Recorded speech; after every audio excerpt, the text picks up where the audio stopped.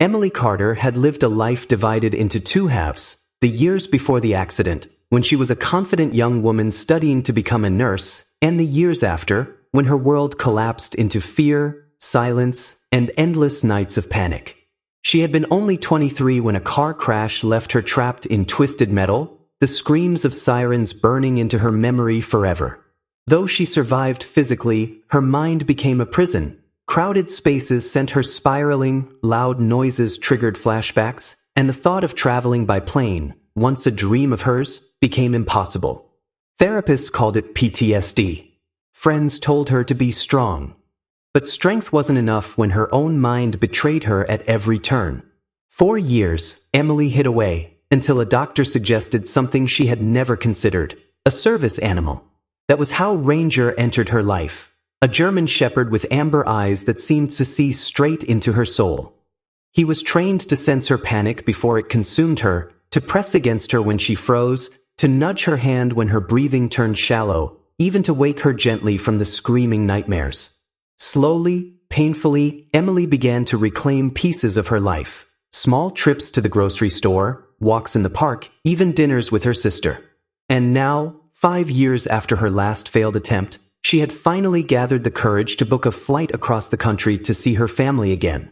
The morning of her trip, Emily woke before dawn, her hands trembling as she packed her bag. Ranger sat patiently by the door, vest ready, his calmness steadying her nerves. She whispered, "We can do this, boy," clipped his harness, and left for the airport. The Uber driver gave her a puzzled glance in the rearview mirror, muttering about dogs on planes, but Emily stayed quiet, holding Ranger's paw for reassurance. At check-in, the airline clerk studied her documents with mild suspicion but let her through without much trouble. For a moment, she thought maybe, just maybe, this trip would be easier than she feared. Ranger drew smiles from a few children in line, his disciplined stillness impressing everyone who looked. Emily's shoulders relaxed until they reached airport security. Officer Grant stood tall at the checkpoint, a man who prided himself on enforcing rules without exception. His eyes locked onto Ranger the moment Emily stepped forward. "No pets beyond this point," he barked, voice cutting through the noise of rolling suitcases and boarding calls. Heads turned, and whispers began. Emily froze, then fumbled for her folder, holding out the papers with shaking hands. "He's not a pet," she whispered. "He's my service animal. Here's the documentation from my doctor." Grant barely glanced at it, lips curling in disdain. "I've seen people fake these before. That's just a dog. Rules are rules." His words hit Emily like a punch. Her chest tightened, the air slipping from her lungs, and suddenly the airport around her dissolved into memories of twisted metal, shattering glass, the smell of burning rubber. Her vision blurred. She stumbled. Ranger immediately pressed against her legs, grounding her, nudging her hand back to reality. But Grant stepped closer, jaw set, ready to deny her passage. "Either the dog stays or you do." As the standoff grew heavier, the air in the security line felt suffocating, every eye glued to the trembling woman and her steadfast dog. Emily's breathing grew ragged, her chest rising and falling like she was drowning, and the noise of the airport around her seemed to fade into a tunnel of panic. The rolling of suitcases became the crunch of twisted metal from her accident. The beeping of scanners morphed into ambulance sirens wailing in the distance. Her hands shook so violently that the papers slipped from her grasp and scattered across the floor. But before she could even bend down, Ranger calmly stepped forward, blocking Officer Grant's advance with his body, his ears pulled back and a low growl rumbling from his chest.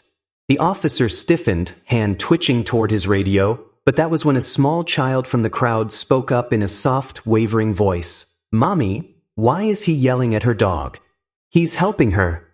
The innocent question seemed to pierce the tension more sharply than any argument, drawing the eyes of dozens of passengers who now looked at Emily not as a rule breaker, but as a human being fighting to breathe. Some people began to clap quietly, others called out, "Let her through." And in that instant the tide shifted. The cold authority of Officer Grant looked suddenly fragile against the rising wave of empathy in the crowd. Emily, gasping but still clutching Ranger's fur like a lifeline, whispered through trembling lips, "He's all I have.